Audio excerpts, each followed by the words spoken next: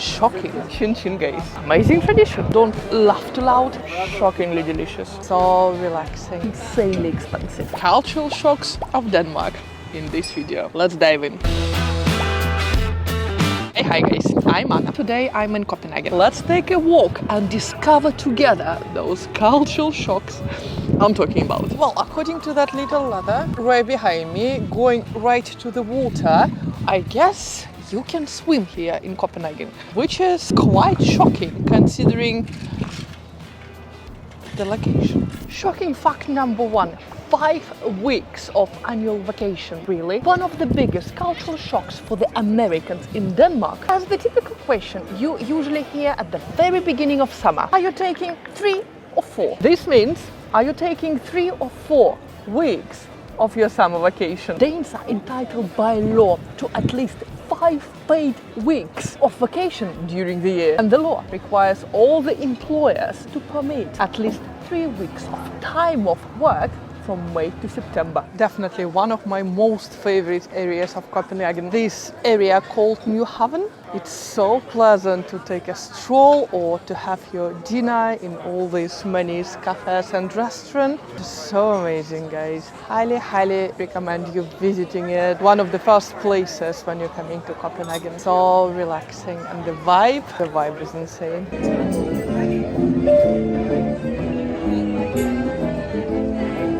Another shocking fact, and the cars are so expensive in Denmark. Unlike Sweden, Denmark has never had a car leading industries, and that could be the main reason why driving in Denmark is so insanely expensive. New cars here are usually taxed to up to 150% on their purchasing price, and fuel costs are at least doubled of what you have in the US. Also, Danes cannot get their driving license until they are 18 years old. Unsurprisingly, many people in big cities, again like Copenhagen, don't have driving license at all. Getting the driving license requires an extensive course with a private company that can run up to $5,000 US.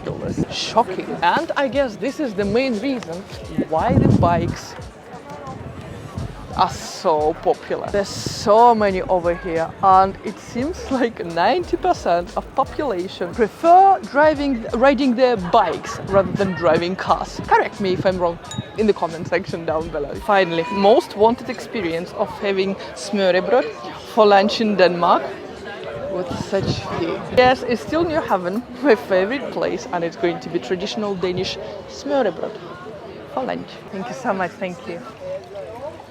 Chin chin guys, or skål.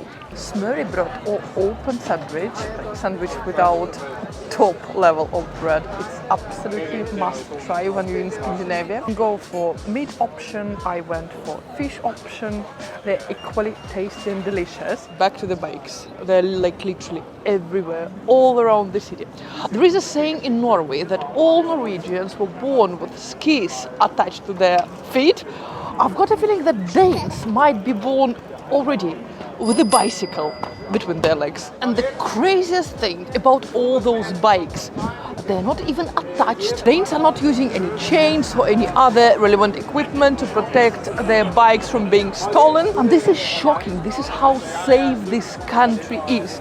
You don't even need to attach your bike, you can just leave it like this, come back, and it's going to be still there. Shocking. Another absolutely shocking fact, which amazes me every time I'm coming to any Nordic country, Denmark included, is the level of English people speak here. I know it's a normal thing in Nordic countries that pretty much all people speak perfect English, and I understand why. In Norway, in Denmark, all the TV shows and all the movies, they're not dubbed, so basically children getting used to proper English language since the very early age. Plus all the social media, all these magazines, and lots of studies in English. So by the age of 15, I think every single Danish person speaks a perfect English. So first of all, when you travel to Nordic countries, including Denmark, don't you worry, just use your English and it will be more than enough. You don't need to study any words or phrases in the local language. Honestly,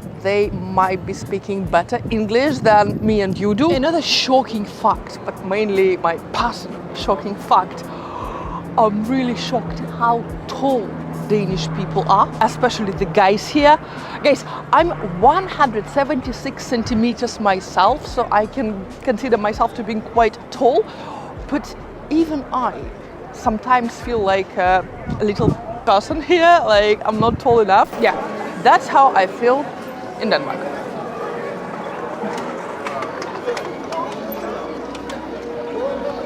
Another shocking fact for me, guys, it's how party-oriented Danish society is. Can you hear it?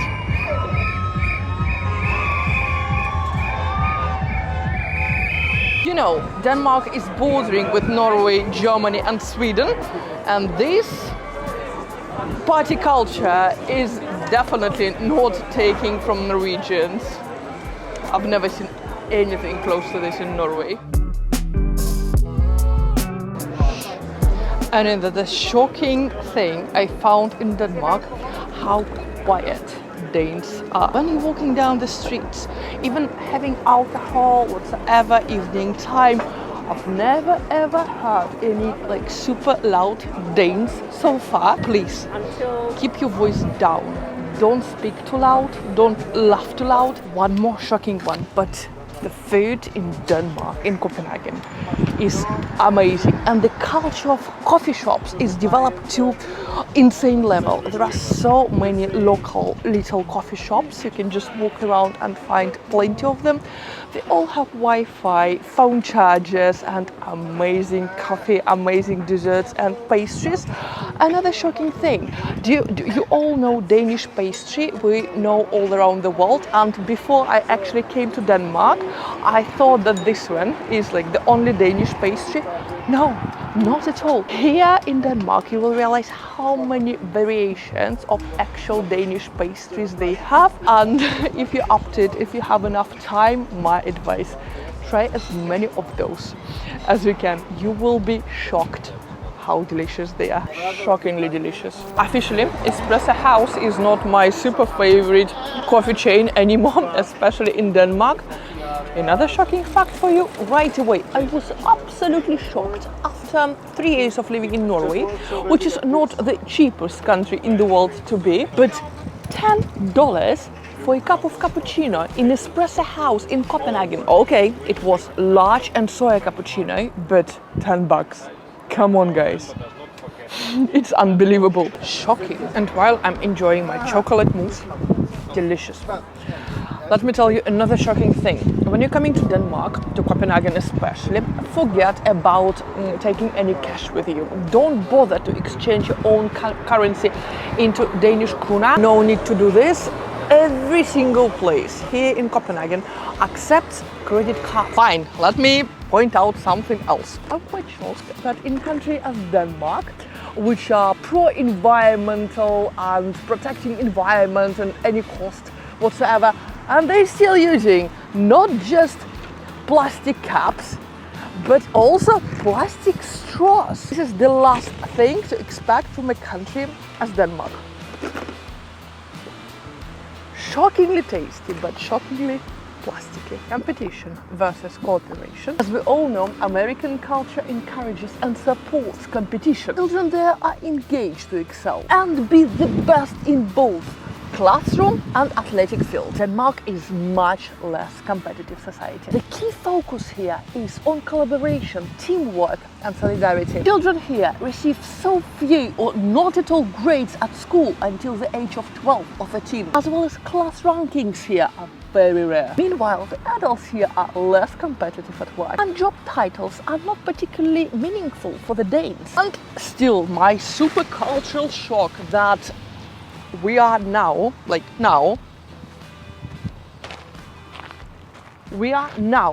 in Copenhagen city center.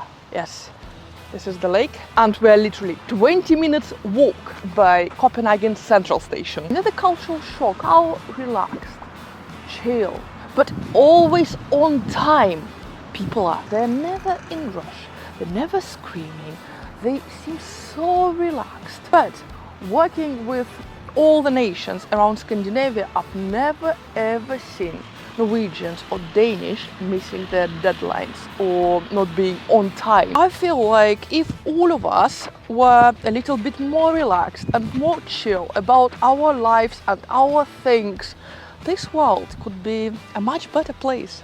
What do you think, guys? Please let me know in the comments down below. Another super shocking element of Danish culture I just found.